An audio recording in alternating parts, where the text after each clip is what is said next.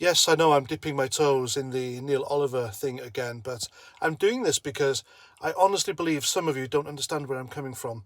Now, if that's my fault, then I'll take that on board. I should have been more specific and more detailed into why I was criticising the fella. But this video is more for people who, in the comments yesterday, and I acknowledge and respect the fact that, as Mrs. 49 pointed out to me, the majority of people on that video disagreed with me and my views regarding Neil Oliver, and that's fine.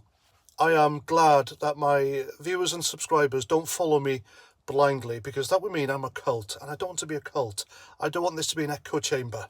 But again, this video specifically is for those who called me stupid and that I'm a controlled paid opposition. I have never ever called anyone controlled opposition, because if I'm to do that, then I will say you are controlled by this, that and the other, not leave it blank. So if I am controlled and paid opposition, who the hell is controlling me?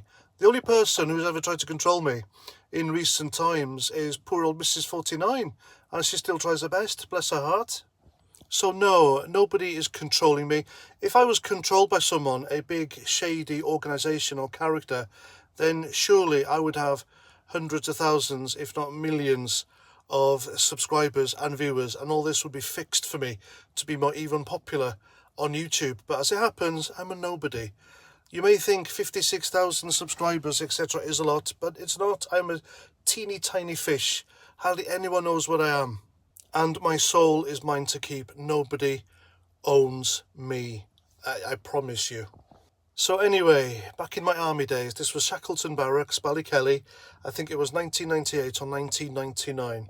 I was 10th Platoon, Delta Company, Royal Welsh Fusiliers, and it was a weekday. And we just finished our day and we got out of our cabbage kit and into our civvies. We were getting ready to go for dinner. And so we got outside the block, we were getting ready to march up together, and there was a guy, a new guy, an FNG, a crow, as we used to call them. He was new, he'd been in the regiment a few months, and he was stood there, and we were asking him, what are you doing stood there? And he says, well, I'm about to get jailed. I said, why? And he said, the guy who signed out the GIMP, the GPMG, just left it unsupervised and left it in the room. And because I was the one in the room, Dangerous Brian, which was the sergeant at the time, he wanted me jailed for it, even though it's nothing to do with me. And so the Neil Oliver type in our platoon, he said, right, that's it. If you're jailing you, this isn't fair, you're jailing me. And he went and stood there with him. And then we all went there and stood there with him. And then the Lance Jack came out of the company offices. And he was, I'm not going to name him, but he was a bit of a drip. He was thick as mince. And he got a bit flustered when he saw the whole platoon out there ready to go to jail. And this in turn flustered Dangerous Brian. Dangerous Brian was a man management nightmare and a deeply, deeply unpopular guy in the regiment as well. But that's another story for another time. And so because the Neil Oliver type guy stood by his character. Now, this guy wasn't just a good speaker. He was like a barrackroom lawyer.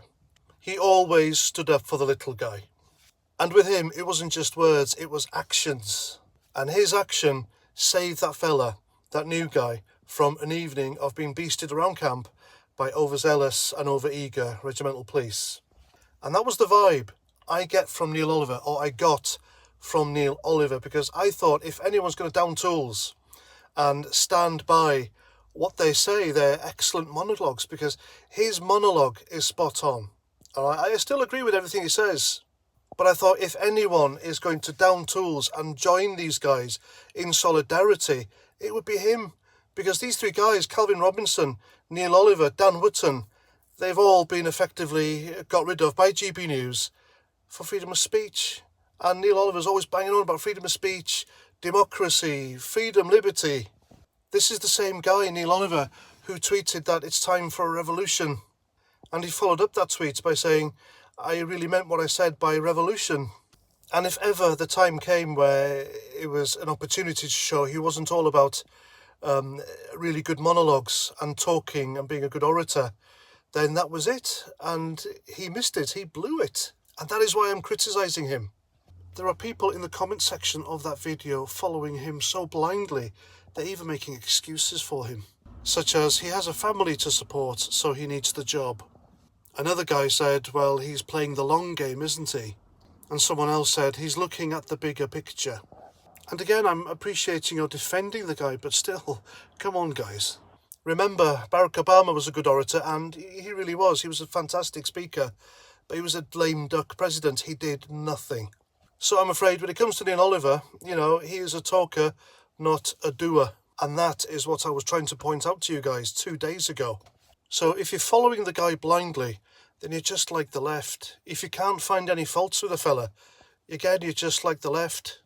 And if I lose more subscribers over this video, then so be it. I don't want you to follow me blindly. I am not a cult.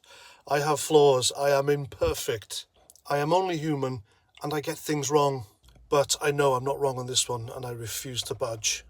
My integrity means more to me than subscribers, I'm afraid. Like it or lump it. And there we go, that's my video. I hope you like. Please let me know what you think in the comments, and until the next time, Roger Trout.